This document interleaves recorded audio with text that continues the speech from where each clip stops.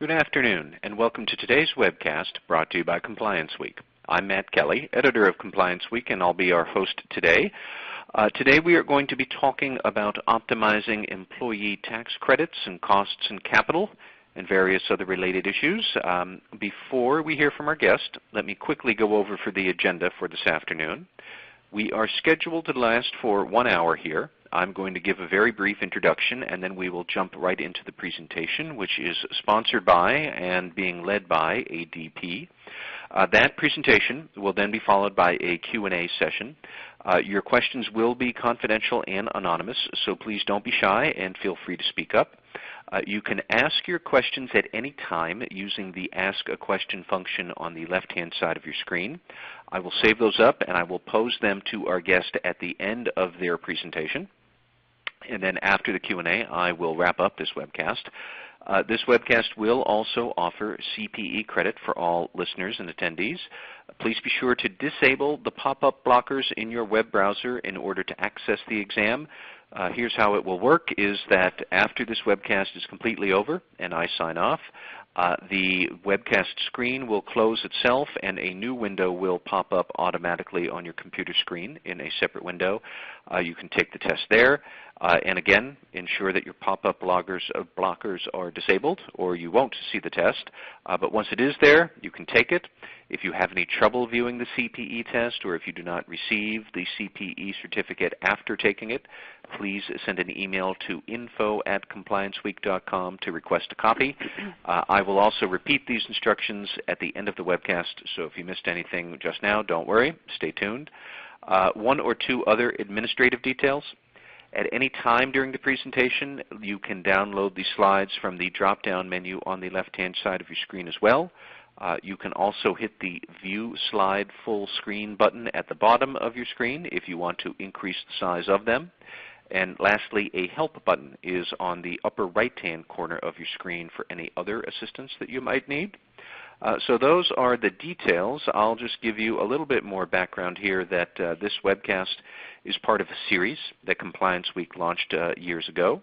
We hold these webcasts just about every week, usually on Thursdays, right at this hour.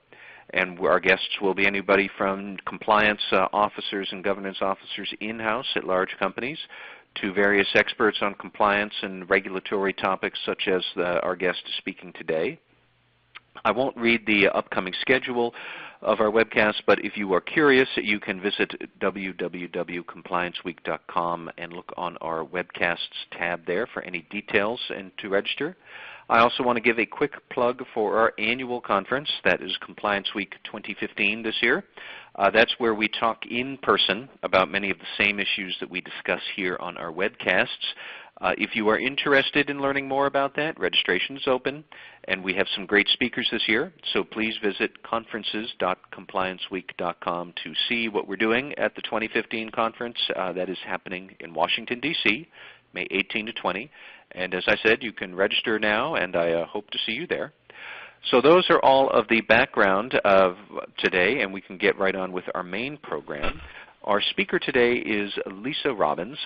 Lisa is the Chief Financial Officer at ADP Added Value Services. And you can see that she has an extensive bio there and has spent many years working at ADP on related issues. Lisa, welcome to the program. Oh, thank you, Matt, very much. I'm actually very pleased to participate in Compliance Week to discuss a few what I think are important and topical areas of compliance. There's, certainly an entire program of compliance that we all need to worry about, but we're going to focus today on just a few of those that I think are of the most importance.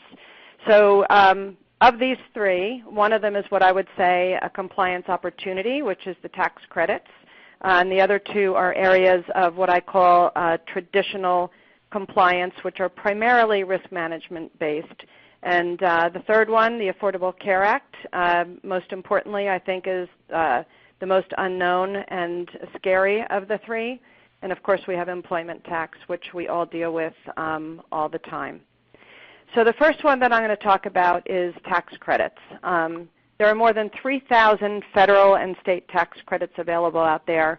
And I'm going to talk about what ones are available and what ones you should think about. But importantly, more than 50% of these go unclaimed.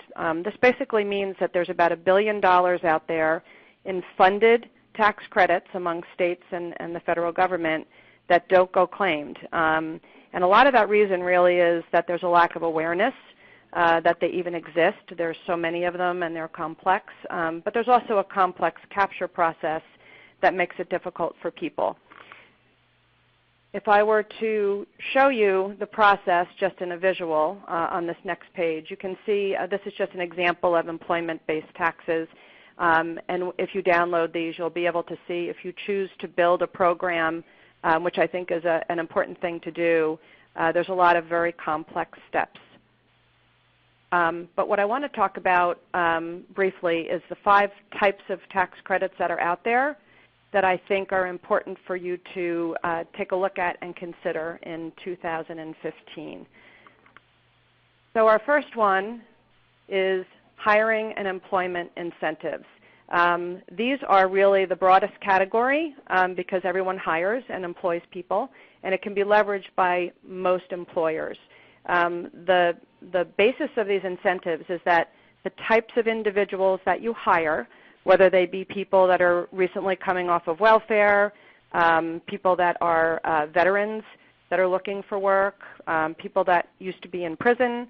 There's a wide variety of categories. But by targeting your hiring to individuals that are disabled, for example, you in many, many cases will have an opportunity for a work opportunity tax credit.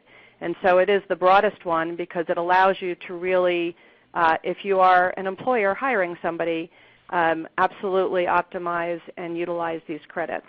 There's other portions of this hiring and employment incentive. For example, federal empowerment zones. I think many people don't even realize that they have employees and facilities in locations that actually already fit within an empowerment zone. We've actually, in many cases for our clients, taken a look at our map, our heat map, and realized that they are not leveraging credits that just by the mere fact they're in a zip code they could have been capturing. So that's the broadest category for tax credits. Our next category is investment incentives. And basically what I would tell you about this is that any time your business decides they're going to make a significant investment, whether it be in a new geography, an expansion of a geography, in capital of any sort that's doing enhancements, that you determine whether or not, based on those investments, you can leverage one of these credits. And we can talk about how you can find out about these when I get to the end of the presentation. There's many industry programs across many states. As an example, in Colorado they have enterprise zone tax credits that are related to the building out of equipment, the types of buildings that you build. And the Georgia Investment Tax Credit, ADP leveraged. We determined we would put our data center there. They gave us free land, and for everyone we hired, we got credits for training. So there's multiple different types of credits in multiple states, and I would say that of those, almost all companies can leverage at least some of them once they actually understand that they exist. For our third, there's negotiated or discretionary incentives. These are a little bit less broad, but there are lots of grants out there for economic development. There's a lot of funds in different states for, depending on the state, allowing you to relocate from one facility to another. They will pay for. These are a little bit harder to get, but they still exist. If I move on to the training incentives, these are really also broad. In many, many states, they give tax credits for certain types of training of your workforce for certain skill sets, and they not only pay for the training, but they very often provide the facility for the training or the training resources to do it for you, and that's a big one. And then there's an interesting one, which is transferable incentives. This is really the National Tax Benefit Exchange. This basically allows companies who have credits because they are in a zone or because they have hired certain types of people but they're unable to use them because they're carrying a loss to sell their credit to a company that has a liability. There's about 10 states right now, going on more, that allow you to do this. And they basically want to do this because it helps fund smaller companies and poorer businesses. And different states focus on different industries. But, there's many, many different programs. Georgia, for example, focuses on the film industry. But throughout all of the different states, there's multiple industries, and very unique ones, by the way, that in fact can leverage these credits.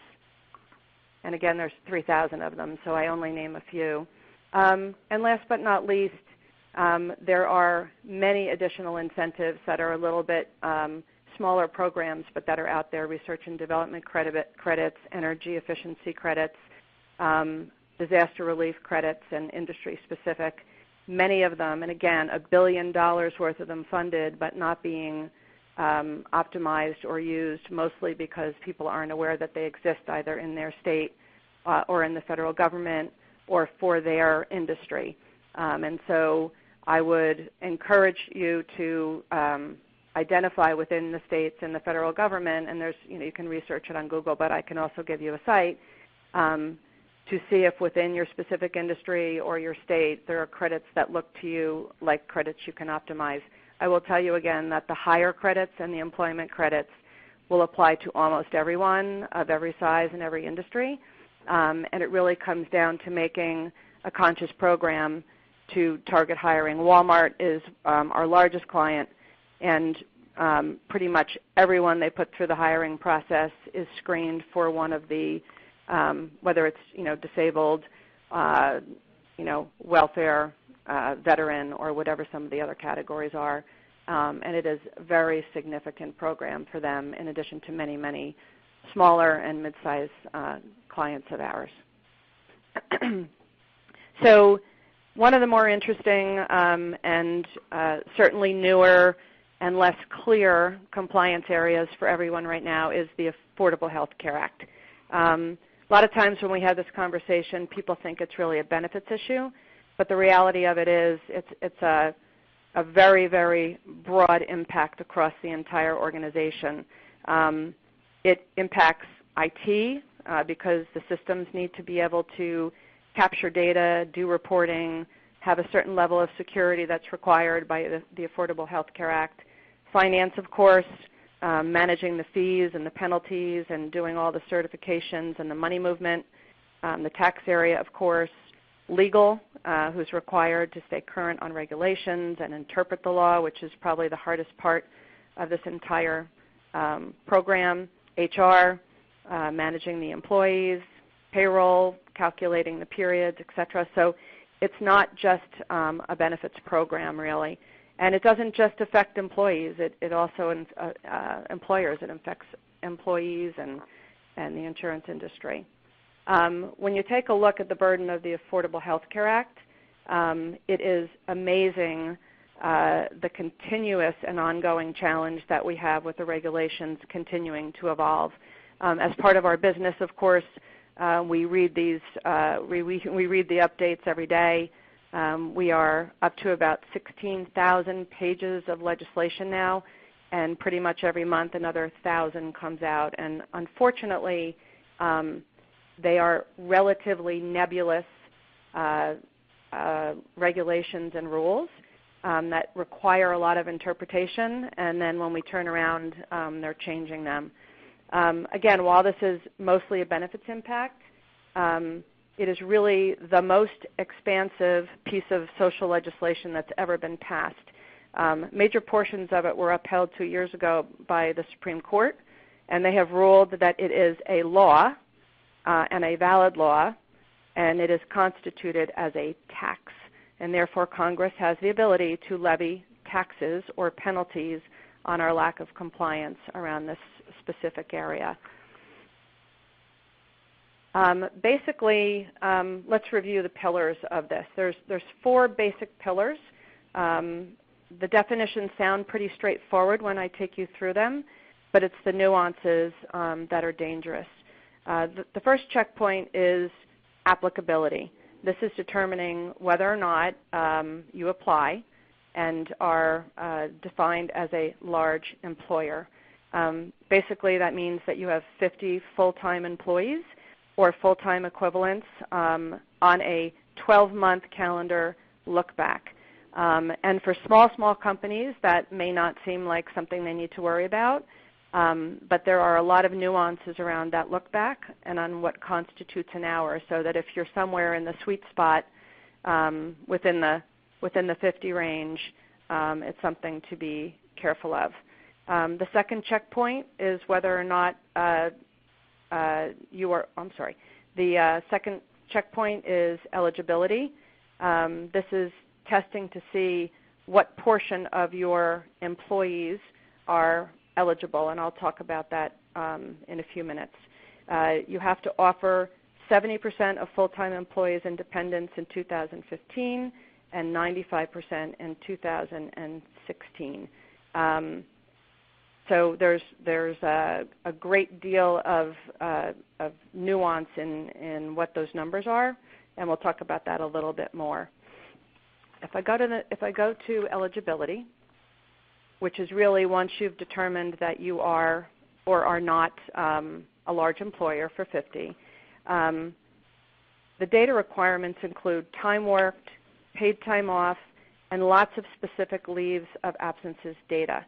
Specifically, for example, FMLA leave, military, and jury duty leave count as hours even if they're not paid. So that's just an example of the complexity with which you need to determine whether or not an individual is full-time. There's a lot of really rigorous tracking of people's hours, because if you determine someone is full-time in a given month or part-time in a given month and their hours change, whether it's through overtime or through coming off of a specific type of leave, you can be at risk for a penalty because you didn't capture them properly as part-time or full-time. And that's why it's a sort of consistent level of, very consistent level of tracking and monitoring that needs to go on. Affordability determination is probably what I would say the most challenging one. The pillar says, have you offered health coverage that provides minimum value, and is it affordable? So the challenge really is that you need to keep your employees' share of self-only coverage at or below 9.5% of household income. It says individual income. It's household income. So how do you determine household income? Your employees are not necessarily sharing their spouses or other family members' W-2s with you. So there's a few different ways that you can do it. There are some safe harbors that are offered.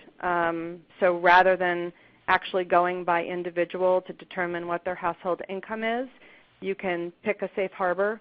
One of the safe harbors is, going W-2 by W-2 for every one of your employees, and making sure that box 1 of their W-2, that their coverage costs are no more than 9.5% of that number.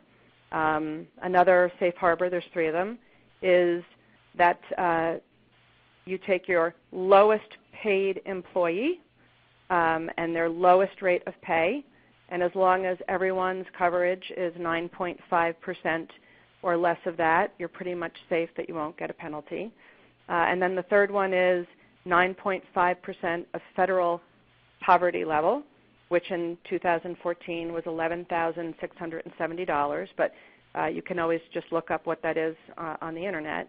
And as long as the premiums for all of your employees is less than 9.5% of that number, that is also a safe harbor. That's the least of the complexity of this, because determining even individual income is difficult. For example, how do you value a commission-based associate? Somebody who could make varying levels of income in any given year depending on their performance. So this one's a very, very difficult portion of the pillars to manage. I can move on now to workforce planning.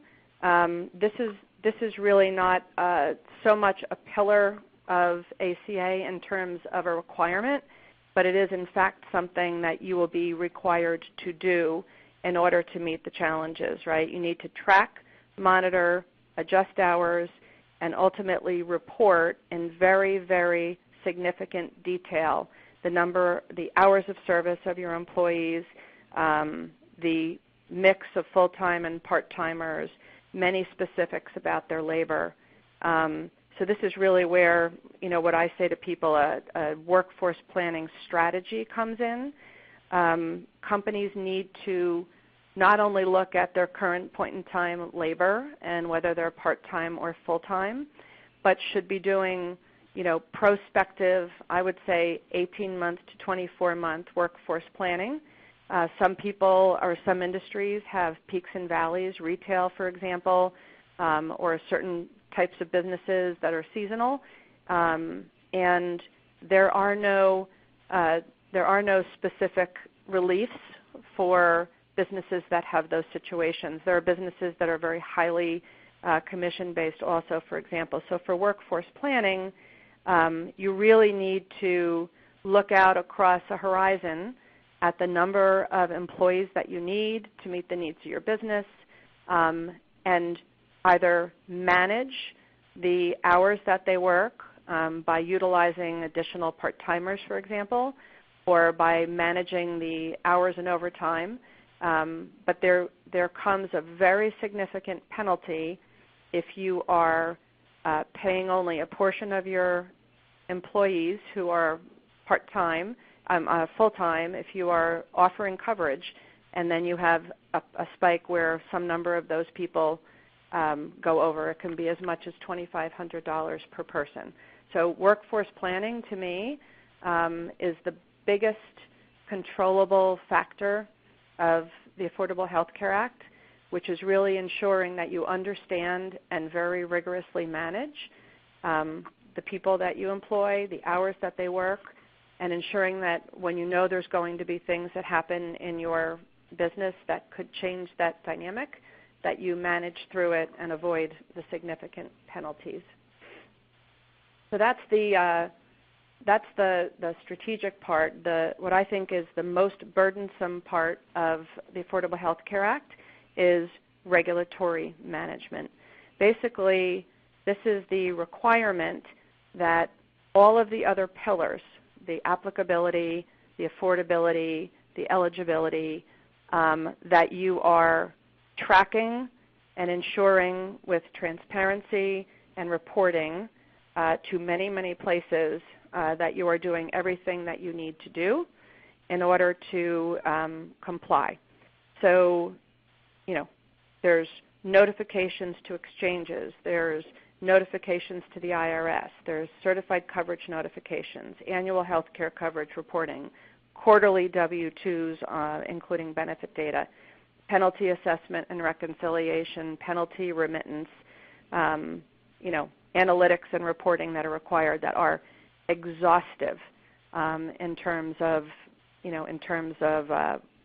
what you need to do. And there's also employee reporting. And then there's the tracking of whether your employees go directly to an exchange, even if you are offering them coverage. And so this regulatory management, the laundry list of forms that are required to be submitted on a monthly basis, a quarterly basis, and an annual basis to multiple agencies is, to me, more burdensome than the year-end traditional employment tax reporting requirements. They are changing. They've made some progress in trying to eliminate some of them that were egregious.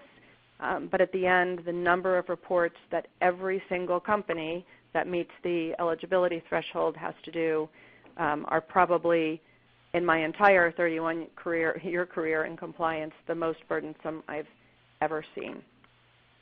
The next page, really, and again, this is when you're able to download the presentation. This really just shows that even if you have really good technology, your HR systems and your benefit systems and your tax system and your payroll system are integrated, the tasks that individuals in your organizations are going to have to do. And again, this is a summarization and a condensed list of what those tasks are.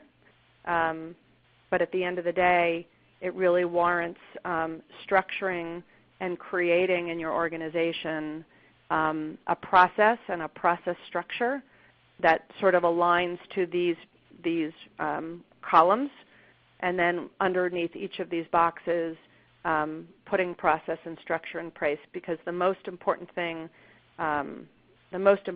about this is that there are enormous penalties. Some of the excise tax penalties are, in excess of $10,000 per person. For example, if you pay Cadillac prices, if you overpay for your benefits, for example, for executives and offer Cadillac plans. So there's a lot of nuances around really managing through all these rules to ensure that those penalties are not incurred because they're really, really substantive. So that's the basics of ACA. On this page, this is really just for your benefit, as you're creating a program and looking across the rules and regulations. This is really like a simplified decision tree. Take a look at check 1, 2, 3, and 4 to see if you meet the criteria or not. And your goal when you look at this is to always stay on the left side of this checklist and avoid the penalties. So it's a very simple decision tree that comes with a lot of all the nuances I said underneath, but at the end of the day, this is the core driver, essentially, of the penalties. So I'm going to move on to employment tax. So employment tax is really what we're all most familiar with, and it's the part of compliance that everyone has struggled with the most, I think, and until ACA. This is Albert Einstein. He says the hardest thing in the world to understand is the income tax. It's not just the hardest, it's probably the scariest. I'm specialized in the field of employment tax, but when I think about fiscal year end 2014 and what we went through and what I'm sure everyone on the phone went through, it really goes to show you that just when you think that you have it nailed, something else changes. Part of the reason for that is, we're supposed to always ensure that we have accurate calculations and filing, but it is really clearly very much an ever-changing landscape. There are 10,000 tax types in the United States. It's not just states. It's not just the federal government. It's not just municipalities. And those tax types are different, each one of them, in the way that you process and file. Some are quarterly, some are monthly, some are biannual. All of them are annual, and the way that they require us to file is different in each and every case. In addition, and this year we actually had more, there are 17,000 to 18,000 tax rule changes every year. We have multiple states right now who are looking aggressively for revenue. And their way of looking aggressively for revenue is trying to determine how to get more tax money, how to get the tax money that's owed in faster. For example, things that used to be filed quarterly are now being filed monthly. And basically what that does is it gives them 3 more months of your cash in order to put in the bank and generate interest on. There are 16 states this year that are in the end stages of legislation to move from a quarterly to a monthly filing. So this not only puts a burden on us in terms of doing the work, of ensuring that we get it right, but it also is a cash flow issue for certain companies because they need to remit their money sooner. In addition, for example, the state of Illinois recently went through that change but didn't put any proactive notification out. So thousands and thousands of people were receiving penalty notices because they did not remit timely, and they were told that because there was a little button sitting on the State of Illinois website that was considered notification. So there's a lot of this going on, and we're finding that faster and faster and more when one state comes up with a clever idea to change a rule that generates more revenue, the others jump on pretty quickly. And the problem compliance-wise for us is really that there is not an easy way for companies to be notified unless you are a larger company that has your own tax department that's doing research and that can consistently stay on top of it. But even in those cases, it's really quite difficult to keep on top of these things. And so as an outcome, we find, and we file 50 million W-2s, we find that about 25% of all tax returns that are filed by employers result in a penalty. And we remediate, clients of ours, we remediate 99% of those penalties if they're clients. But across the population, that is a really, really significant number. And in great part, it's because the way that employers are capturing their information and populating the information that they need for the states or the municipalities, and in some cases the federal government, but much more states and municipalities, has changed, and they are submitting data to those agencies in a way that the agencies don't want it, so to speak. So the next page, which is also really, really busy on this webinar, but which I would recommend if you download, you take a look at. This is really what a typical in-house tax filing process looks like. And it really, when I think about compliance, I think that a lot of companies are reactive in terms of, and again, unless they have, unless you have your own tax department that focuses fully on this, they're more reactive. Okay, it's year end. We need to hurry up and get our W-2s done and get our taxes done. Or for the ACA, okay, well I think we need to track the employees and we need to put our reports out. But I am a real fan over the years of understanding what an optimal process and structure for these things are, because I think that process and structure allows you to control a lot of the chaos. And so just for your edification, when I think about what a typical in-house employment tax process should look like and how you should structure it, this is sort of an optimal model visual. On the next couple of pages, we just went through year end, and 2014 for most companies was pretty awful. There were many, many tax changes, but there were also a lot of introduced very bizarre new e-filing regulations and forms that came up sort of toward the end of the calendar year. So it was kind of a bad year. But there's a couple of basic generic tips for a good year end that I want to take you through. And then also we will send to you as a link, or Compliance Week will send to you as a link to our blog. We have a blog for anyone, not just clients, that keeps up to date on tax changes, tax tips, etc. And it's really, really very useful. Okay, so tip number 10. Some of these sound, like self-evident, but I'll tell you why they make the top 10. So resolve discrepancy or billing notices immediately. You get agency notices and period notices that you don't necessarily need to respond to immediately, but our tip is do not ignore them. Besides just asking for trouble, leaving open year notices unresolved can create a lot more problems for you when you file your annual return.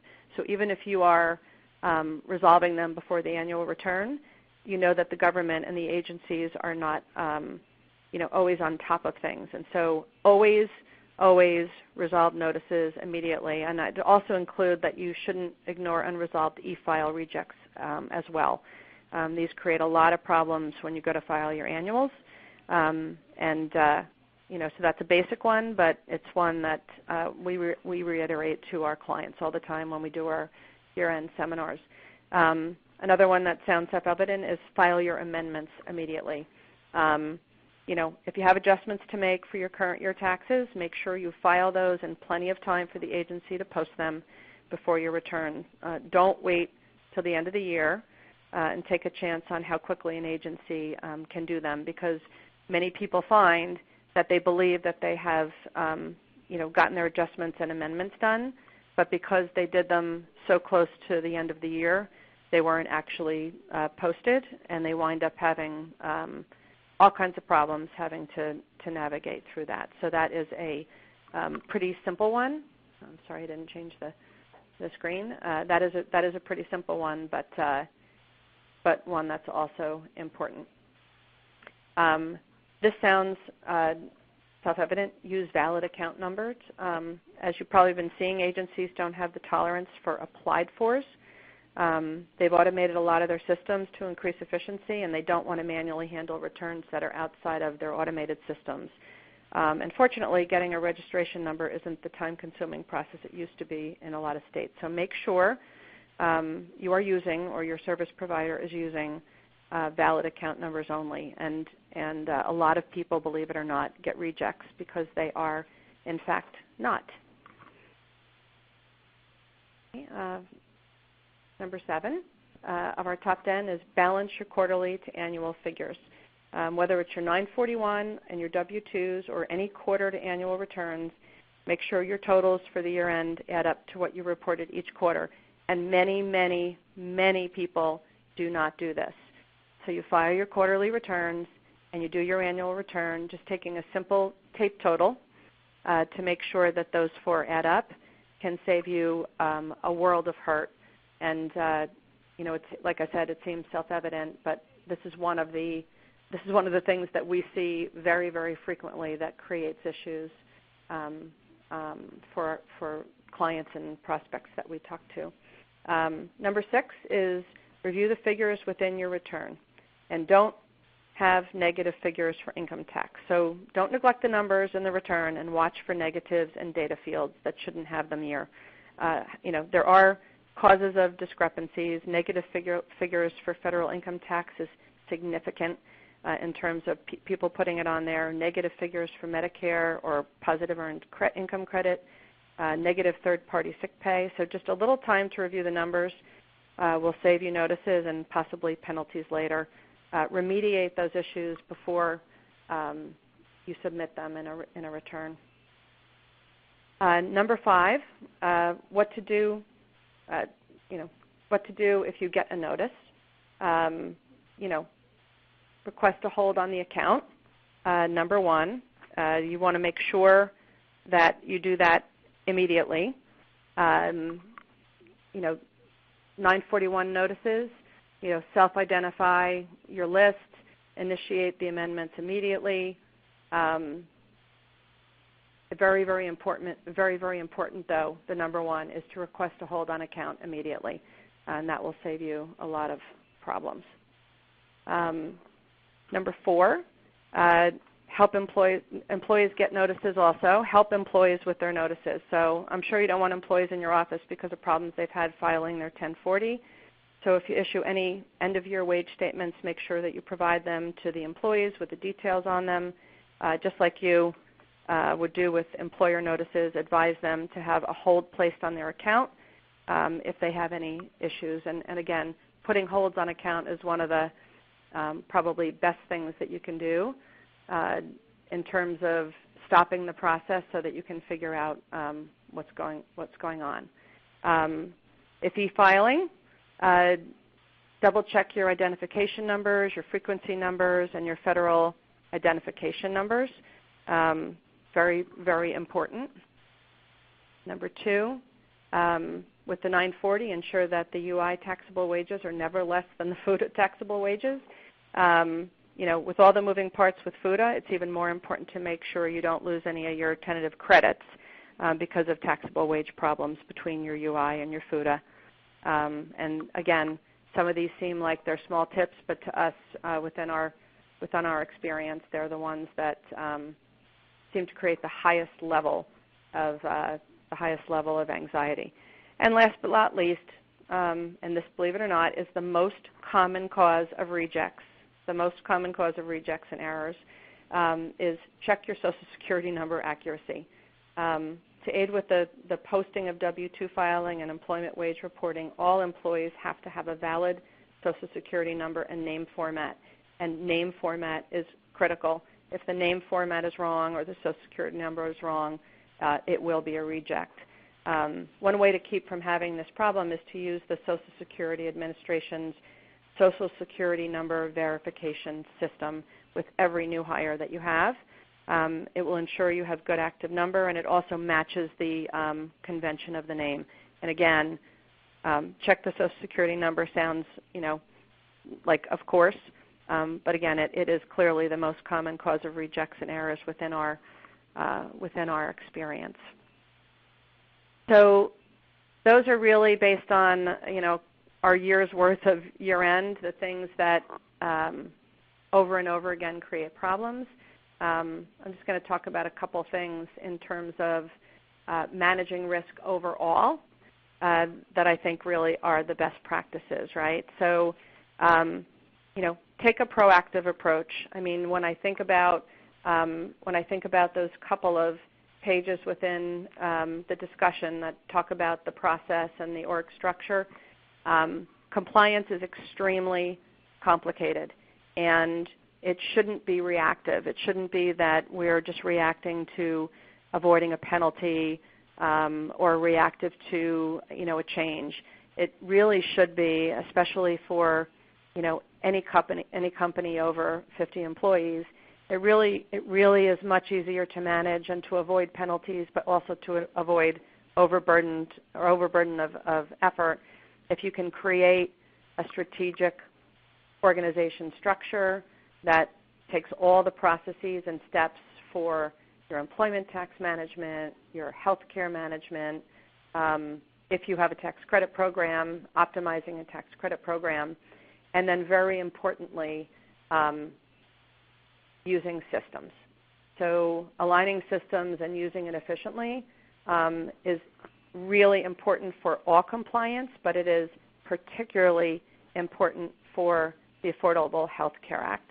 You must have your HR data, your time and labor and absence management data, your payroll data, and your benefits data all come together, because all of the regulatory management reporting, all of it, requires information about hours worked and paid, hours worked and not paid, rate of pay. All that information comes out of payroll, but then that needs to be aligned against your benefit data to ensure minimum value documentation, employee cost by plan and tier. You obviously need to marry up your benefit data in your benefit system to the rate of pay, so that you know that you're managing affordability.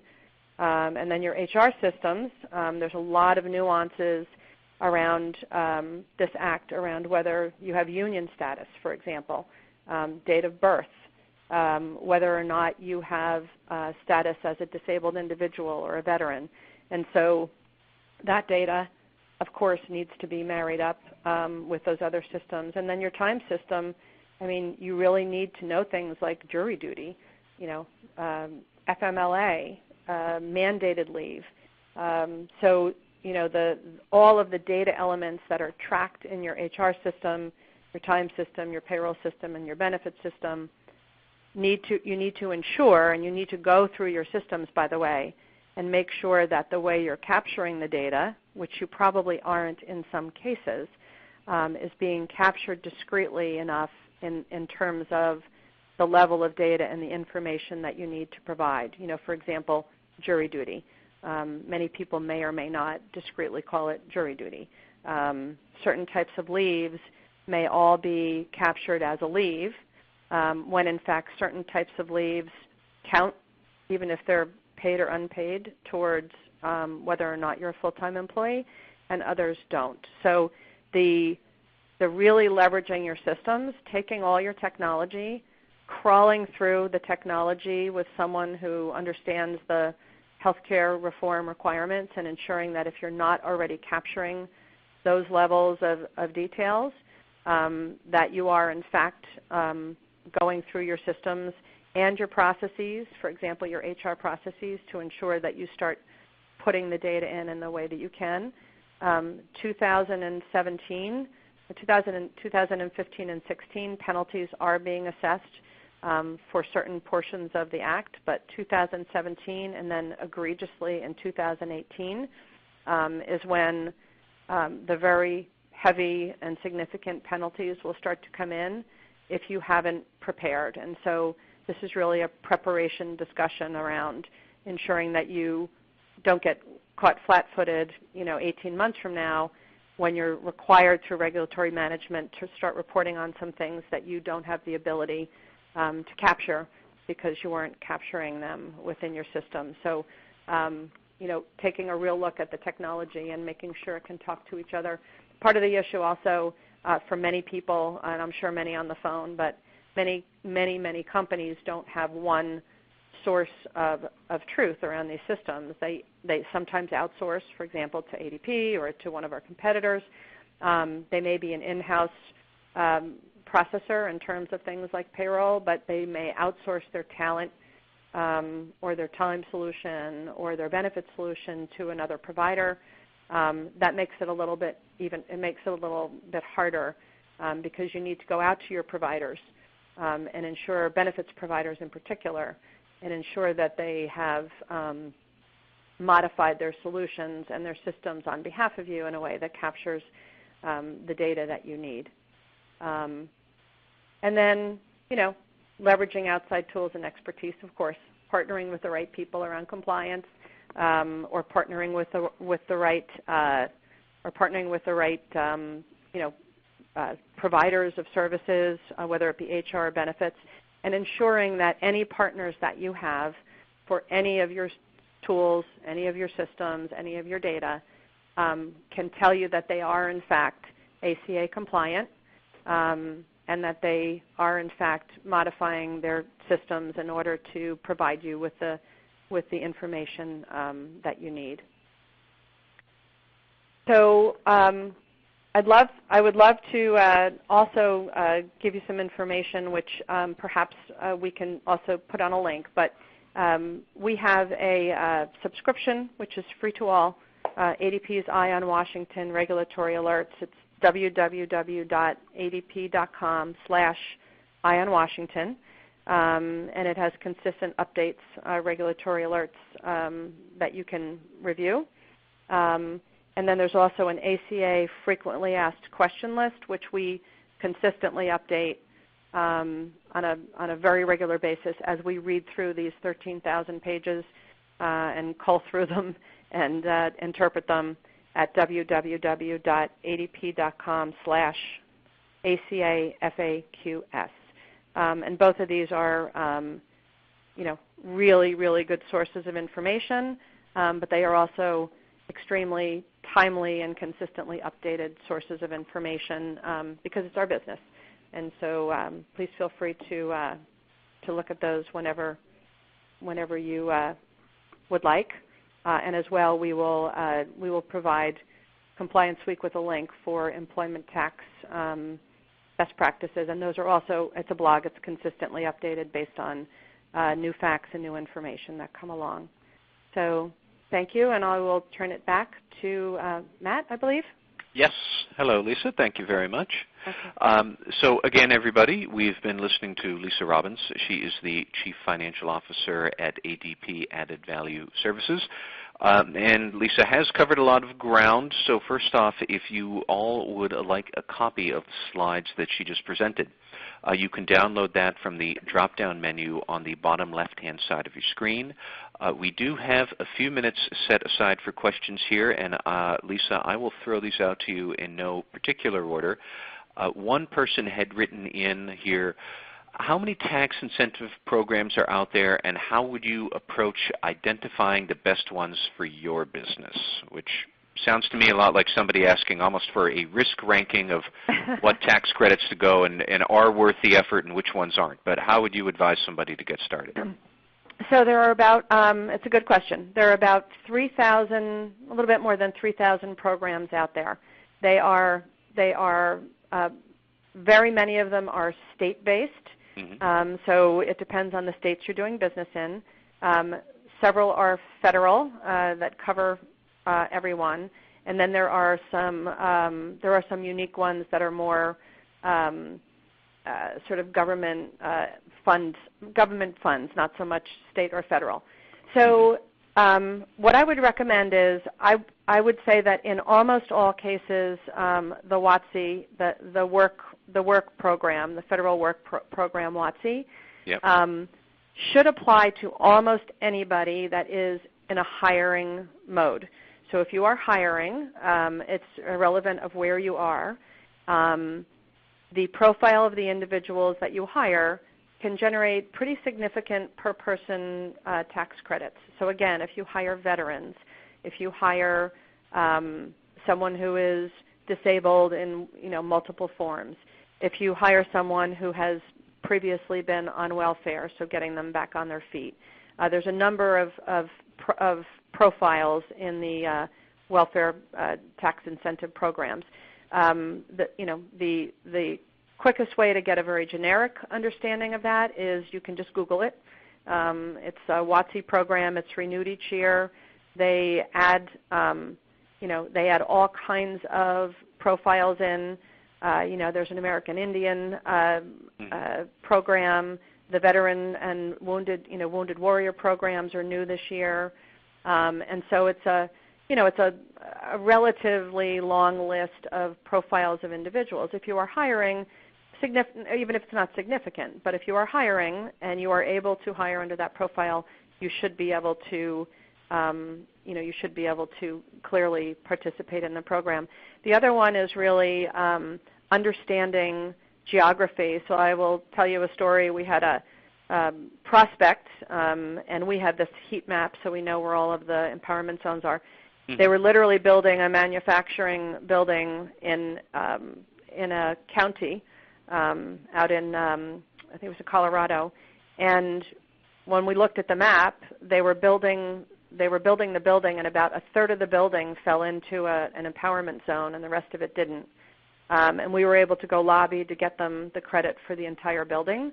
But had they looked at empowerment zones prior to building, they wouldn't have had to go through that lobbying process. So understanding where the empowerment zones are. And sure. Empowerment zones basically just mean that the state or federal government is willing to give you significant property tax and hiring and employment, property tax and sometimes sales tax and sometimes employee incentives if you build a building that employs people in that zip code. It's as simple as that. And sometimes you can build in one zip code and the next zip code over gives you the opportunity. So generic information is on all of the websites. If you look at, tax credit programs, state tax credit programs, federal tax programs, I mean, they're exhaustive, and almost everybody can benefit from some of them. What you need to do, though, is understand they're there, and then create the rules and regulations around it that they require. And they can be huge credits if you do it right. So I wanted to ask another question. You spent a lot of time talking about the importance of developing a good process. Usually when I hear the word process, I think of asking questions about what can you automate. But at the same time, I saw another one of your slides that said good compliance around these issues will often span 6 or more different organizations in the company. And suddenly I'm thinking, wow, all right, that's going to be hard to automate if it's going to be that complicated. Can you just tell us a little more about what people could or could not try to do around automating and simplifying something that looks like it's going to zigzag all over the whole enterprise?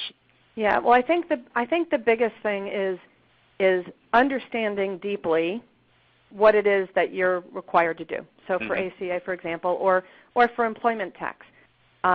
I think part of the issue is that it does span IT or HR or finance, and they each are doing their own little piece of it, but there's nobody holistically really saying, okay, I understand what ACA needs, I own it for my organization, and I understand what I need to get from HR. And so when you kind of look at those pillars, those process pillars a little more deeply, there are specific sets of responsibilities that need to be done. And for example, for a tax credit program, the very first pillar is the identification process, the research process, understanding what credits are out there.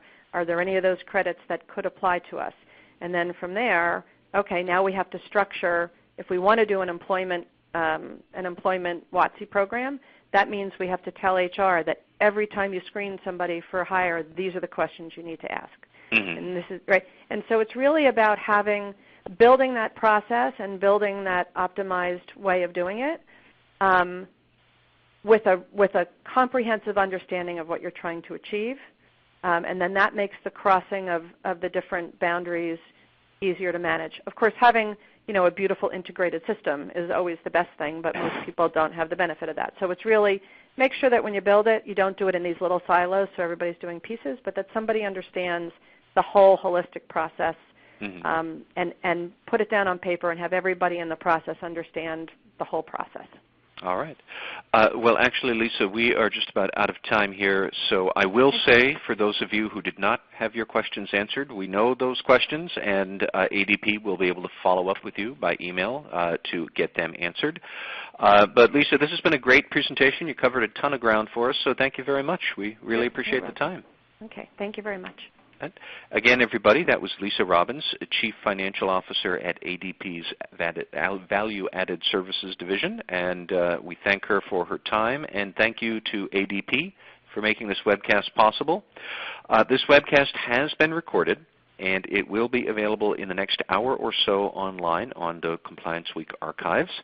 CPE credit is now available to Compliance Week subscribers for archived webcasts, so please check out our on-demand CPE library under the Webcast tab at complianceweek.com.